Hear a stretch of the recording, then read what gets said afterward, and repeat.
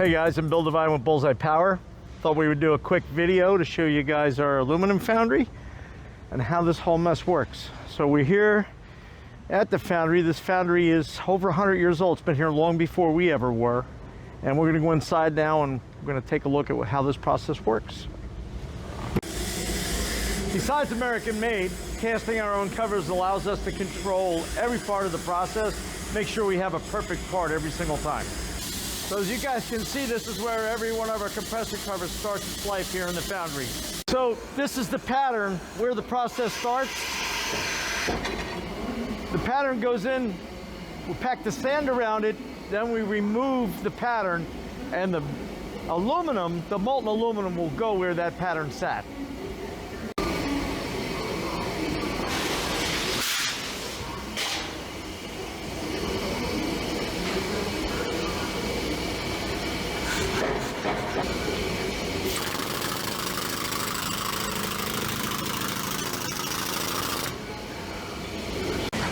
So the sand is kind of like cement. If the moisture content's correct, when he packs it in there, it'll stay like cement till it's broken apart. Dave, why don't you explain what's happening right here? So we're packing green sand into the pattern, which is the mold for our compressor covers here. And right over here is the cores. So you'll see a volute core. You'll see the core that makes the diffuser face. You'll see the core that makes the inlet bell. Hopefully you can hear me with all this noise, but anyway, it's a one-on pattern, and we're going to pack it full of sand, and then that sand becomes the mold where we pour the metal into. And now we're going to separate it to remove the pattern. The end result is that sand will be the shape of that pattern, and that's what we're going to pour the aluminum into to fill the cavity.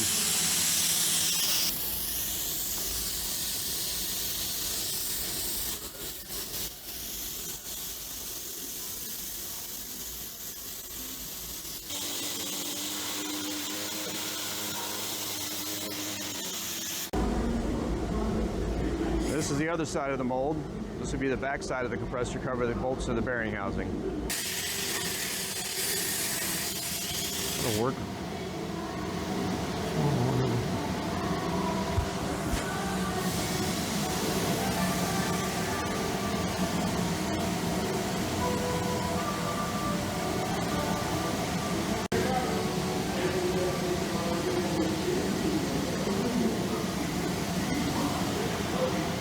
So now he's going to remove these two plugs, which are going to be the pour holes.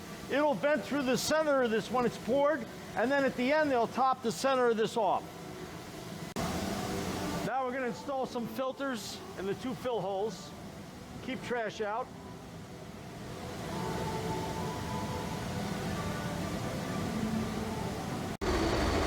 So here's EGTs on the pots. You can see they average 13, 15, almost 1600 degrees.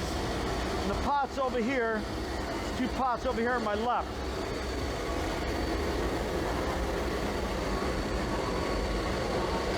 This temperature gives them time to fill the pot, the ladle, walk it over to the mold and fill it. So we're ready to pour. These guys are coming over with two ladles or pots, if you want to call them that.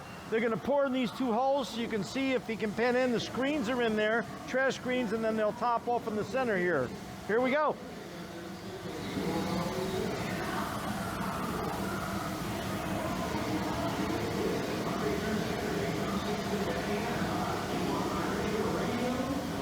You can see that aluminum's pretty hot. I don't know if it's showing up on camera, but it's glowing somewhere between red and silver.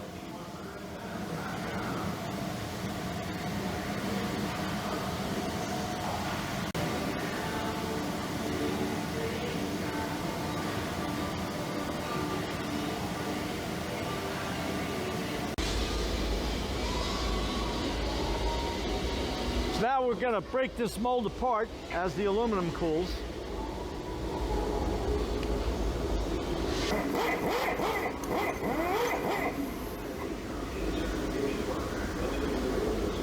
You guys can see the moisture coming out of the sand.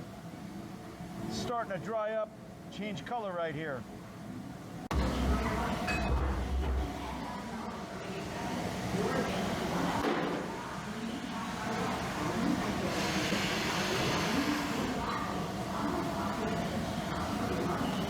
This piece is still cooling, but you can see the gating around it, where the aluminum was poured, and what the final piece is going to look like when all is said and done.